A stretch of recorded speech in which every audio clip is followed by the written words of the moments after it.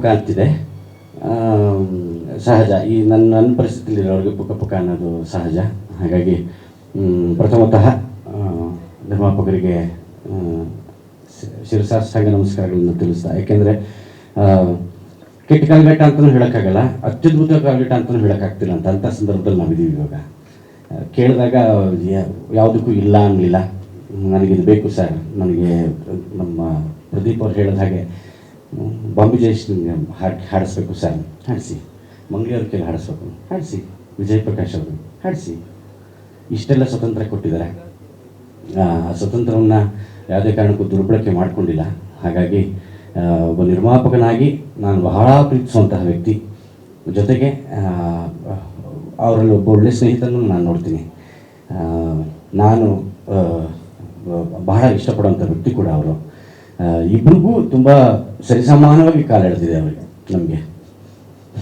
ಹಾಗಾಗಿ ಒಟ್ಟಿಗೆ ಒಂದು ತೊಗೊಂಡ್ರು ಒಂದು ಫ್ರೀ. ಈ ಕಾಲು ಹೇಳಿದ್ರೆ ಆ ಕಾಲು ಫ್ರೀ ಇತ್ತು.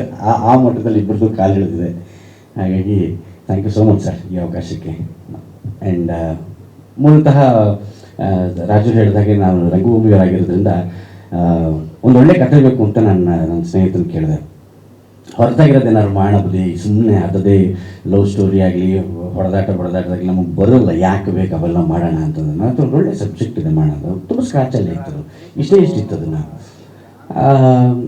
ಆ ಸಮಯದಲ್ಲಿ ನಾನು ಒಂದು ರಿಯಾಲಿಟಿ ಶೋ ಮಾಡ್ತಾಯಿದ್ದಾಗ ಚಂದನ್ ಅವ್ರನ್ನ ಭೇಟಿ ಆದಾಗ ನನಗೆ ಚಂದನ್ ಚೆನ್ನಾಗಿ ಕಾಣಬಹುದಲ್ಲ ಇದಕ್ಕೆ ಅಂತಂದಾಗ, ಅದು ಅಂದರೆ ನನ್ನ ಸ್ನೇಹಿತನಾಗಿ ಒಬ್ಬ ಬರಹಗಾರನಾಗಿ ಬರಲಿಲ್ಲ ಮಾತು, ಒಂಚೂರು ಬೇರೆ ಥರ ಕಾಣಬೇಕಲ್ಲ ಅವರು ಅಂತ. ಆಗ ಈ ಥರ ಸ್ಟೈಲಲ್ಲಿ ಇರಲಿಲ್ಲ ಚಂದನ್, ಬಹಳ ಸರಳವಾಗಿದ್ದರು. ಆ ಸರಳತೆ ನಮ್ಗೆ ತುಂಬ ಚೆನ್ನಾಗಿತ್ತು. ಒಂಚೂರು ಏನೋ ಟ್ರೈ ಮಾಡ್ಬೋದಾ ಅಂತ ಕೇಳಿದಾಗ ಅದಕ್ಕೆ ಅದರದ್ದೇ ಆದ ಒಂಚೂರು ರೂಪರೇಷೆಗಳನ್ನು ಸೇರಿಸಿ ಮಾಡ್ಕೊಂಬಂದಂತಹ ಸಿನಿಮಾ. ರಾಜ್ಗುರು ಹೊಸಕೋಟೆಯವ್ರಿಗೆ ಕೃತಜ್ಞತೆ. ತುಂಬ ಚೆನ್ನಾಗಿರುವಂಥ ಕತೆ ಕೊಟ್ಟಿದ್ದಾರೆ ಬದುಕಿಗೆ. And thank you so much.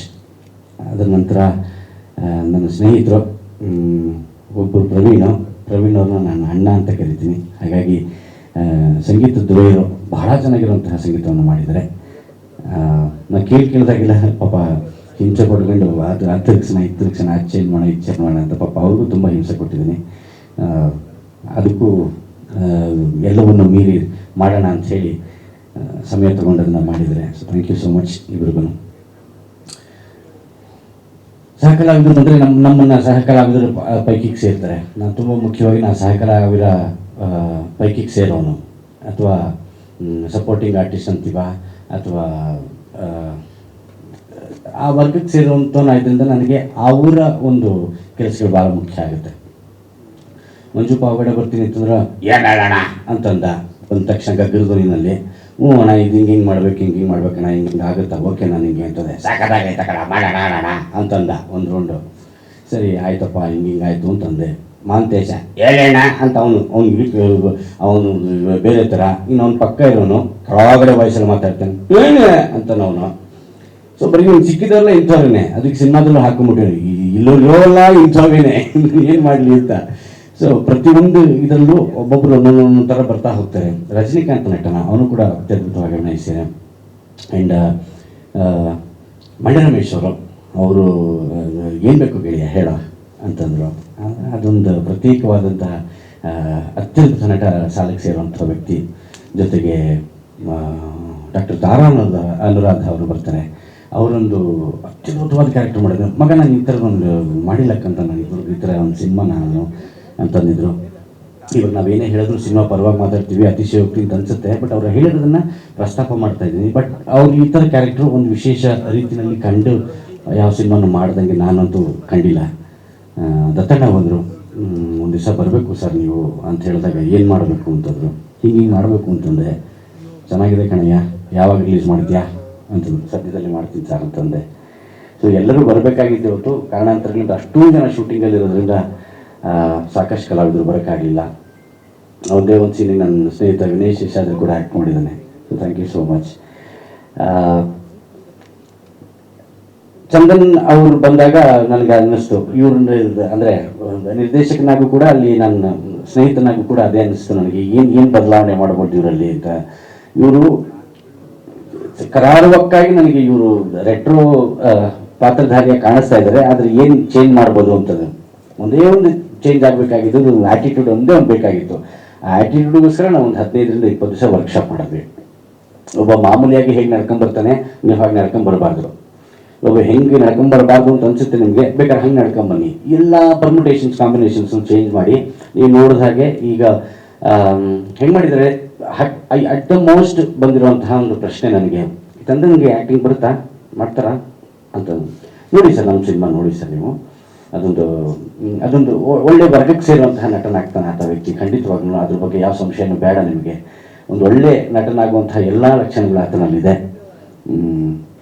ನೋಡಿ ಸಿನಿಮಾ ನೋಡಿ ಅಂತ ತುಂಬ ಜನ ಕೇಳಿದ್ದೀನಿ. ಹಾಗಾಗಿ ಅವ್ರ ಕಡೆ ಸಾಕಷ್ಟು ಜನ ಫೋನ್ ಮಾಡ್ತಾರೆ, ಅಣ್ಣನ ಸಿನಿಮಾ ಯಾವಾಗ ರಿಲೀಸು, ಅಣ್ಣನ ಸಿನಿಮಾ ಯಾವಾಗ ರಿಲೀಸು ಅಂತ. ಥ್ಯಾಂಕ್ ಯು ಸೊ ಮಚ್ ಶೆಟ್ರೆ. ನೀವು ಹಿಂಗೆ ಒಪ್ಕೋತೀನಿ ಅಂತಂದ್ರೋ ಅಥವಾ ನಾನು ಸ್ವಲ್ಪ ಟೈಮ್ ತೊಗೊಂಡು ಯೋಚನೆ ಮಾಡ್ತೀನಿ ಅಂತನೋ, ಬಟ್ ಇಂಟ್ರೆಸ್ಟ್ ಅವ್ರಿಗೆ ಈ ಕತೆ ಮೇಲೆ ಬಂದಂಥ ಇಂಟ್ರೆಸ್ಟು, ರಾಜು ನರೇಟ್ ಮಾಡಿದಾಗ ಏನು ಅನ್ನಿಸ್ತು, ಆಮೇಲೆ ಯಾಕೆ ನಾನೇ ಮಾಡ್ಕೊಂಡು ಪ್ರತಿಯೊಬ್ಬ ನಟನಿಗೂ ಒಬ್ಬ ನಿರ್ದೇಶಕನ ಆಯ್ಕೆ ಮಾಡ್ಕೊಳ್ಳೋಂಥ ಒಂದು ಅವಕಾಶ ಇರುತ್ತೆ. ಸೊ ನೀವು ನನ್ನ ಆಯ್ಕೆ ಮಾಡ್ಕೊಂಡಿದ್ದಕ್ಕೆ ಥ್ಯಾಂಕ್ ಯು ಸೋ ಮಚ್ ಅಂತ ಹೇಳ್ತಾ, ಅರ್ಚನಾ ಕುಟ್ಟಿಗೆ ನಾನು ಬಹಳ ಪ್ರಶಂಸೆ ಮಾಡ್ತೀನಿ. ಹುಡುಗಿನ ತುಂಬ ಒಳ್ಳೆ ನಟಿ. ಅದೇ ನಾನು ಸ್ವಾರ್ಥದಲ್ಲೇ ಹೇಳ್ತೀನಿ, ನಮ್ಮ ಸಿನಿಮಾದಲ್ಲಿ ತುಂಬ ಚೆನ್ನಾಗಿ ಆ್ಯಕ್ಟ್ ಮಾಡಿದ್ದಾಳೆ ಅಂತ. ಹಾಗಾಗಿ ಇದು ಅವಳಿಗೆ ಬಹಳ ನಿರಂತರವಾಗಿ ಅವಕಾಶಗಳು ಬರ್ತಾ ಹೋಗಲಿ ಅಂತ ನಾನು ಭಗವಂತನ ಕೇಳ್ಕೊಳ್ತಾ, ಒಂದಂತೂ ಸತ್ಯ, ಅತಿ ಹೆಚ್ಚು ಕಾಲ ಎಳೆದಿದೆ, ಇನ್ನು ಕಾಲ ಹೇಳ್ಕೊಳ್ಳೋದು ಬೇಡ, ಒಳ್ಳೆಯ ಸಮಯ ಬಂದಿದೆ ಅಂತ ಅನ್ನೋ ಒಂದು ನಂಬಿಕೆಯಲ್ಲಿ ಈ ಸಿನಿಮಾನ ನಿಮ್ಮ ಮಡಿಲಿಗೆ ಹಾಕ್ತಾ ಇದ್ದೀವಿ. ದಯವಿಟ್ಟು ನೋಡಿ, ರಿಕ್ವೆಸ್ಟ್.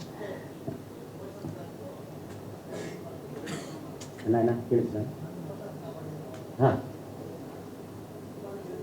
ಹೌದಣ್ಣ, ಅಂದರೆ ಅದು 2 ಥರ ಬರುತ್ತಣ್ಣ ಸಿನಿಮಾದಲ್ಲಿ. ಅದೊಂದು ಸಾಂಗು ತುಂಬ ಇಂಪಾರ್ಟೆಂಟ್ ಸಾಂಗ್ ಆಗು ಬರುತ್ತೆ, ಅದೇ ಸಾಂಗು ಆಚೆ ಕಡೆ ಒಂದು ಪ್ರಮೋಷನ್ ಸಾಂಗ್ ಆಗು ಕಾಣುತ್ತಾನೆ. ಹೌದಣ್ಣ, ಅದು ರೆಟ್ರೋ ಸ್ಟೈಲಲ್ಲಿ ಒಂದು ಹಾಡು ಬರ್ತಾನೆ. ಆ ಹಾಡು ರೆಟ್ರೋ ಸ್ಟೈಲ್ಗೂ ಸೂಟ್ ಆಗುತ್ತೆ. ಅದು ಆ್ಯಕ್ಚುಲಿ ಚಂದನ್ ಶೆಟ್ಟಿ ಅವ್ರು ಕಂಪೋಸ್ ಮಾಡಿರೋದು.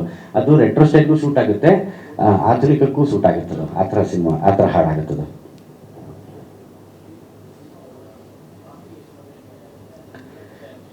ಅಣ್ಣ ಇದು ಏನಾಗುತ್ತೆ ಅಂದರೆ ಈ ಪರಿಸ್ಥಿತಿ ನಮ್ಮ ಸಾರ್ ಹೇಳ್ದಂಗೆ, ನೀವು ಪ್ರತಿ ಹಂತದಲ್ಲೂ ನಿಮಗೆ ಸಮಯ, ಒಂದು ಸಮಯಕ್ಕೆ ನೀವು ತುಂಬ ಕಟ್ಪಾಡಾಗಿ ಬಿದ್ದಿರ್ತೀರ. ಆ ಸಮಯ ನಿಮ್ಮ ಜೊತೆ ಚೇಷ್ಟೆ ಮಾಡ್ತಿರ್ತಾನೆ. ಅದು ಎಲ್ಲರಿಗೂ ಚೇಷ್ಟೆ ಮಾಡುತ್ತೋ ಅಲ್ಲಿವರೆಗೂ ಕಾಮಿಡಿ ಆಗುತ್ತೆ. ಅದೊಂದು ಚೂರು ಜರ್ಕಂತು ಅಂತಂದಾಗ ಪಾತ್ರ ಸೀರಿಯಸ್ ಆಗ್ತಾ ಹೋಗ್ಬಿಡುತ್ತೆ.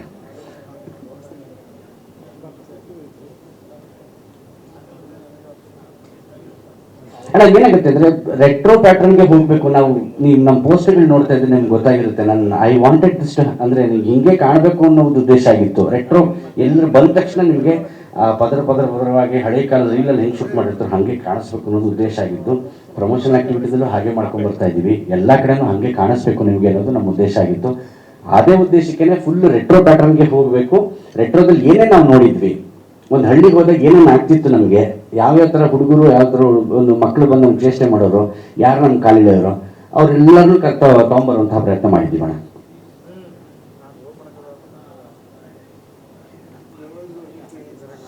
ಅಂದರೆ ಸಿನಿಮಾ ವಾಚಿಕವೂ ಹೌದಣ್ಣ. ಇದು ವಾಚಿಕದ ಸಿನಿಮಾನೂ ಹೌದು. ಸಾಂದರ್ಭಿಕವಾಗಿ ನಿಮ್ಗೆ ಹಾಸ್ಯ ಜಾಸ್ತಿ ಹುಟ್ಟಿಸುತ್ತೆ. ನೀವು ನೋಡಿದ ಹಾಗೇನೆ ಅವನ ಪರಿಸ್ಥಿತಿಗೆ ಕೆಲವು ಸತಿ ನೀವು ನಾನು ಬೆಂಗಳೂರು ಹೋಗಲೇಬೇಕು ಕಣ, ಎಷ್ಟು ಸತಿ ಹೇಳಬೇಕು ಅವ್ನು ಬೆಂಗಳೂರು ಹೋಗಬೇಕು, ಅದು ಕ್ರಕ್ಸ್ ಆಗಿರೋದ್ರಿಂದ ಅದು ಹೆಂಗೆ ನಾನು ಒದ್ದಾಡಬೇಕು ಅಂತ ಅದನ್ನು ತೋರಿಸ್ತಾನಲ್ಲ, ಅದು ತುಂಬ ಮೇನ್ ಕ್ರಕ್ಸ್ ಆಗುತ್ತೆ ನನ್ನ ಸಿನಿಮಾದಲ್ಲಿ. ನಾನು ನಿರ್ದೇಶಕ ಪಾತ್ರ ಅಣ್ಣ, ನಂದು ಜೊತೆ ಇರ್ತೀನಿ ನಾನು. ಆ ಊರಲ್ಲಿ ನಾನು ಒಬ್ಬನೇ, ಆ ಊರಿನ ಒಬ್ಬ ಸದಸ್ಯ. ಹಾಂ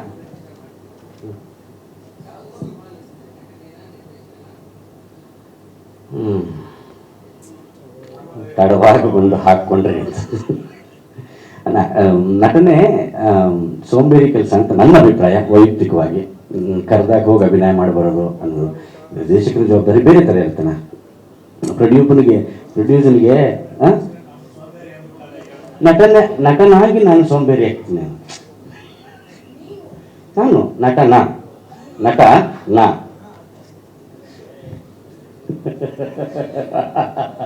ನಟನಾಗಿ ನಾನು ಸೋಂಬೇರಿಯಾಗಿ ಕಾಣಿಸ್ಬಲ್ಲೆ, ಆದರೆ ನಿರ್ದೇಶಕನಾಗಿ ಸ್ವಲ್ಪ ಅಲ್ವಾಣ. ಇಂಥ ಸಮಾಜದಲ್ಲಿ ಯಾರು ನೆಮ್ಮದಿಯಾಗಿದ್ದಾರೆ ಹೇಳಿ? ಅವರು ಮಾಡಿದ್ದಾರೆ, ಅವರು ಮಾಡಿದ್ದಾರೆ, ಸಂಸ್ಥೆ ಓನರೇ ಆಕ್ಟ್ ಮಾಡಿದ್ದಾರೆ. ಸೊ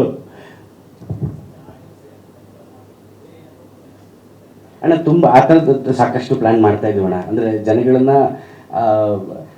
ಕರೆಯೋ ಶೈಲಿ ಬೇರೆ ಥರ ಇದೆ, ಉದ್ದೇಶ ಒಂದೇ ಆಗಿರುತ್ತಣ್ಣ. ವಿಧಾನ ಒಂಚೂರು ಬದಲಾಗಿರ್ಬೋದು, ಬಟ್ ಅದೇ ಕರೆಯೋಲೆ ಸ್ವಲ್ಪ ಒಂಚೂರು ಬೇರೆ ಥರ ಟ್ರೈ ಮಾಡ್ತಾ ಇದ್ದೀವಿ ಪ್ರತಿ ಹಂತದಲ್ಲೂ. ಹಾಗಾಗಿ ದಯವಿಟ್ಟು ಈ ಸಿನಿಮಾ ನೋಡಬೇಕು ಅನ್ನೋದೇ ಒಂದೇ ಒಂದು ಸ್ಲೋಗನ್ನು ಇರೋದು. 17ನೇ ತಾರೀಕು ಬನ್ನಿ, 17ನೇ ತಾರೀಕು ಬನ್ನಿ ಅನ್ನೋವಂಥದ್ದು. ಅದು ಬಿಟ್ಟು ಇನ್ನೇನು ಹೆಚ್ಚು ಇದಾಗ್ತಿಲ್ಲ. ಬಟ್ ಈಗ ನೋಡಿದ್ರೆ ಗ್ಲಿಮ್ಸ್ ಹಳೆ ಕಾಲದ ಪ್ಯಾಟರ್ನಲ್ಲಿ ಟ್ರೈ ಮಾಡುವಂಥದ್ದು, ಎಲ್ಲ ಹಳೆ ರೀಲ್ ಥರದ್ದು. ಸೊ ಆಗ್ಬೋದಾ? 17ನೇ ತಾರೀಕು ನೀವು ಮರಿಬೇಡಿ ಎಲ್ಲರೂ. ಇನ್ಯಾರನ್ನಾರು ಬಿಟ್ಟಿದ್ದೀನಾ? Santosh Kumar Bell Bottom producer, ನನ್ನ ಸ್ನೇಹಿತ, ಅವರು ಬಂದಿದ್ದಾರೆ.